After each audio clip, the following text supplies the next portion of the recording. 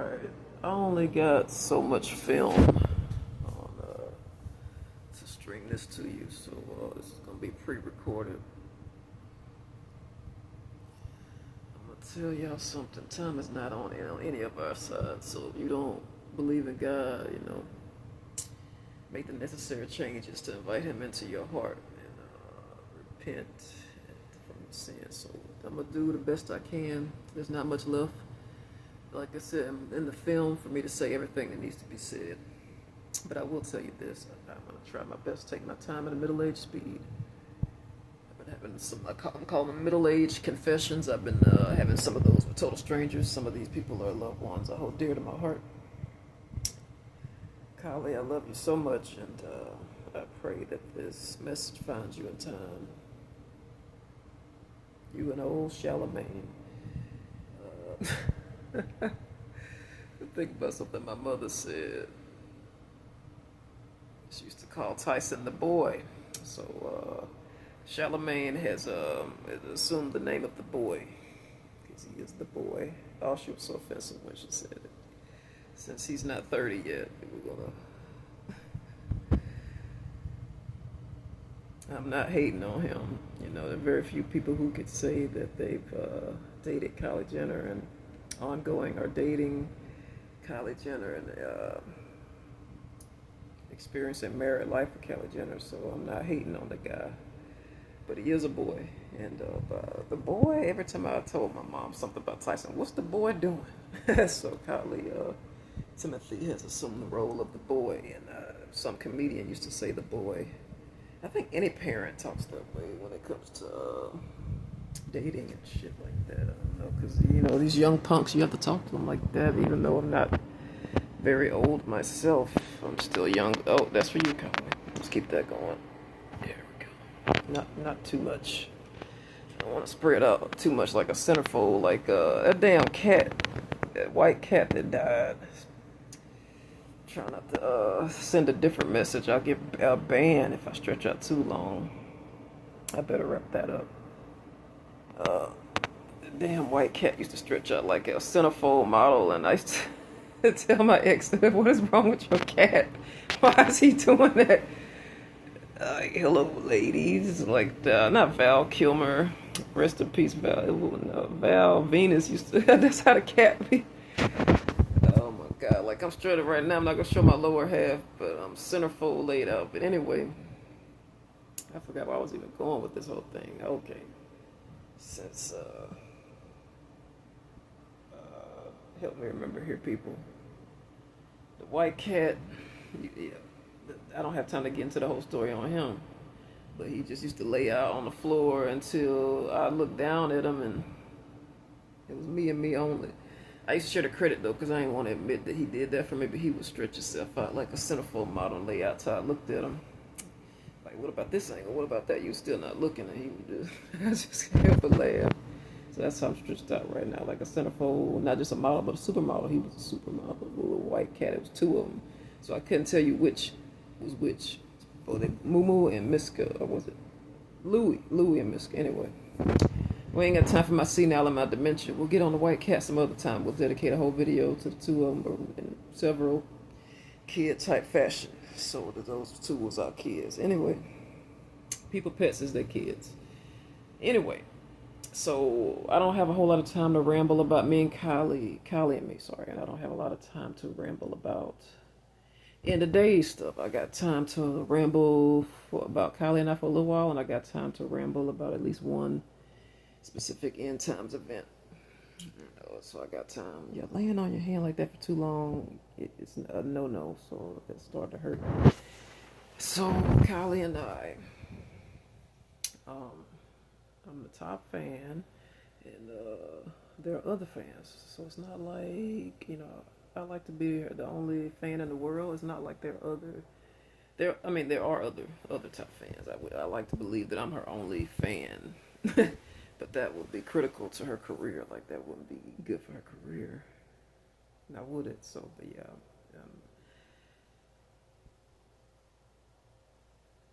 It's a common sense jealousy.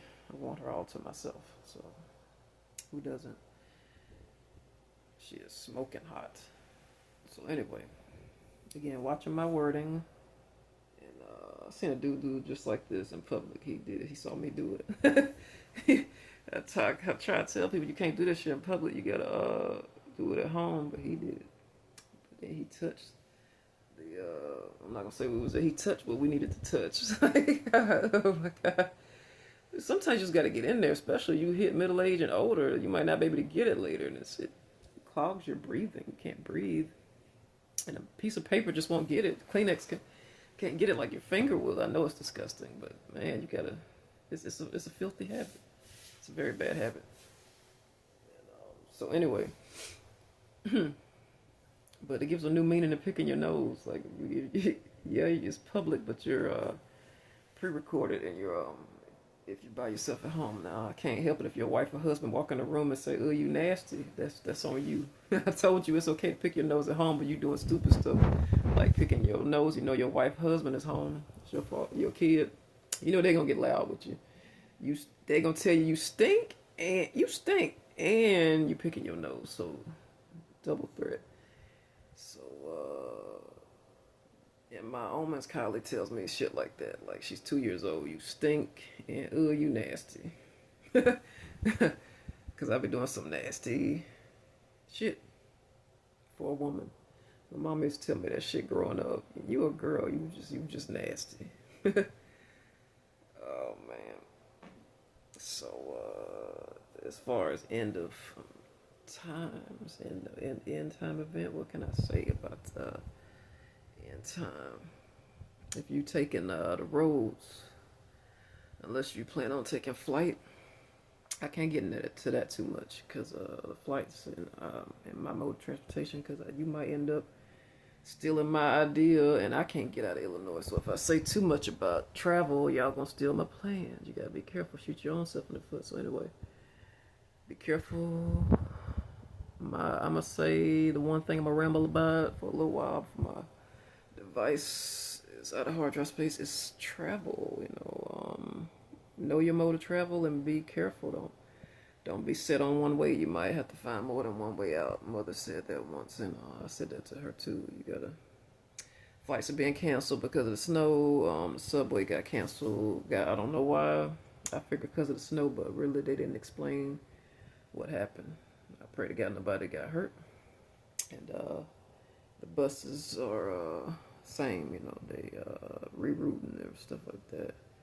And they're not saying why they rerouting. So if you're traveling, if you don't have the luxury of just getting to stay at home all the time, then this bump is bothering me on my arm. But I recommend you just be careful. Don't be hell bent on one direction, and just be careful getting to where you gotta go, because the roads are impossible. And the sludge on the ground is caked up. The ice, the mud from where it keeps snowing, keep raining.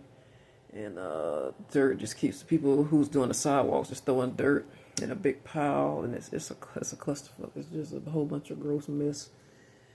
And be careful when you're walking. Some of the places around Chicago got signs that say slippery. And most do not. So just be careful. I used to be, before all the snow came, could just get fed up, and I wasn't the only one. I noticed several people get fed up. I followed their lead, get fed up, and they just start walking. You used to could just get fed up and start walking. I guess the government saw our asses on camera and said, "I'm gonna fix y'all asses," because the terrain got rough. You used to could just get fed up and start walking. When you got pissed off with the bus, you got pissed off with your shit car, whatever your transportation is. I got pissed off because all my cars, I got to store it for while they gone. I got pissed off, took off walking from Mississippi. So the government, other people doing it now. Other people, I wasn't the first one to do it, but other people doing it. So the government said, "I'm going to fix y'all asses. Terrain is too rough to walk. But an emergency,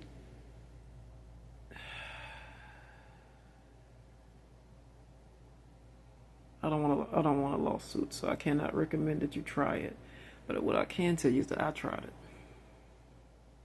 But I won't get a lawsuit for that. Try it.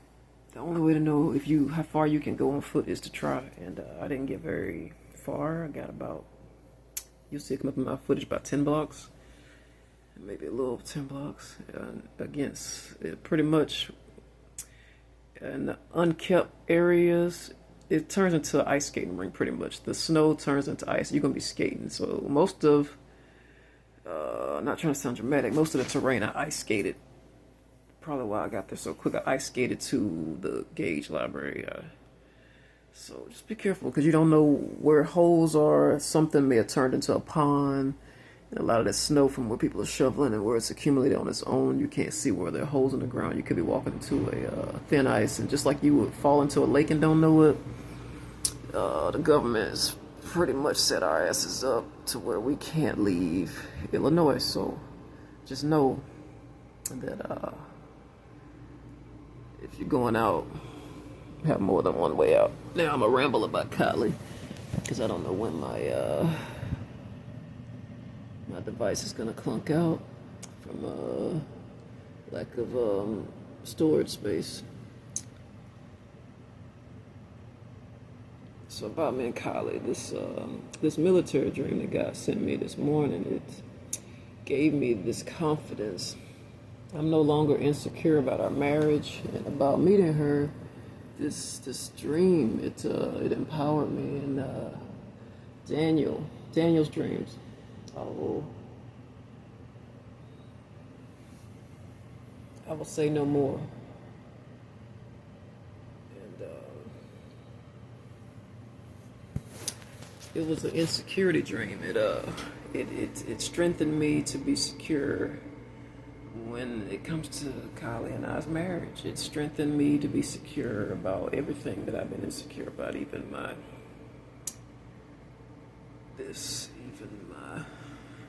voice, my ears. I'm hard of hearing. I'm losing my hearing. And it's not age solely. It's the different type of work I've done over the years. It's the headphones. It's my surroundings. It's life. And not being insecure about marrying her because she's so young. And the military person just took care of me in a way a person should be taken care of. And I never, and in a way, it also had Kylie, the way she takes care of me in the same way where I haven't had that in my whole life, my background, my backstory. And it feels good to have somebody take care of me in that way. It's just new things I'm getting used to. It's overwhelming. But these prophetic dreams have,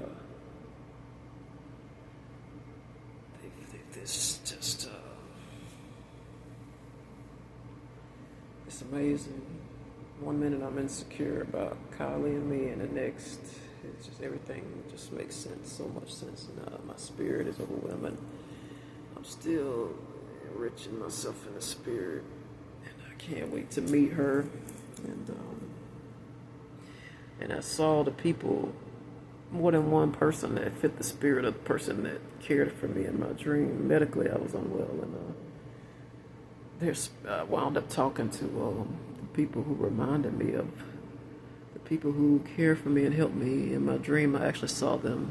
I won't say where I saw them today when I was out, and the conversation went as well as it did. It went as well as it did in my prophetic dreams as it did when I was out. And it just gave me a confidence like I never had before in my life. And I just want to say thank you to those people. And they know who they are spiritually. They were drawn to me, and I don't know who started the conversation up, but it was like kindred to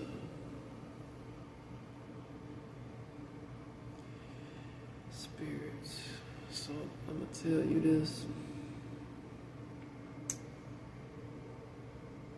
I still don't know the mode of transportation. On that final trip to California, I don't know the mode of transportation.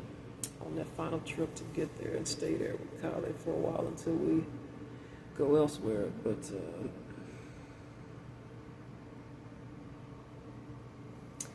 I'm gonna tell you, I'm really exhausted already. Like, I feel like I'm already taking care of her. We're already taking care of each other. We hadn't even met in person officially yet, and that's how it's supposed to be. You're supposed to be drained from your marriage. You come in, just crash out, ass in the air, your pants down, partially showing your butt crack, and you're just tired, and you just talk to each other about your day. That's how marriage is supposed to be designed, but a lot of people marry the wrong person for different reasons.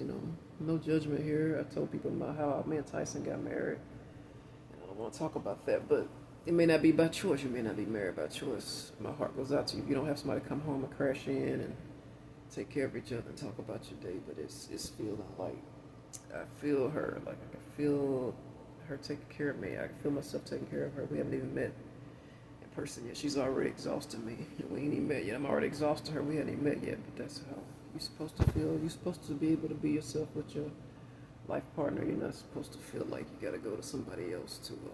If you have other people, other loved ones that you fellowship with, and they do the same things for you, then that's even better. That's great. That's how it is for me and Kylie and me and my prophetic omens. And my prophetic omens, we have loved ones that she only gives them so much time with me. She's very strict about who we both are. She makes the rules, I follow them. She's very strict about who I spend time with to make sure she's getting enough time with me, and getting enough time with her. So I'm just gonna say that I can already feel her. Like, she lied about everything. Like, my ex used to make me do all the cooking, and she told me she'd never do that. And I can feel her. Feel her impressing on me what's gonna happen once I move into our mansion. She gonna have me doing all the fucking cooking after she said I wasn't. She straight up lied like a dude. She lied like a man. Said everything to get me down the aisle. What men do, they say anything to get you down the aisle. That's what I'm saying. I thought I was gonna never have to cook again. Never have to cook again.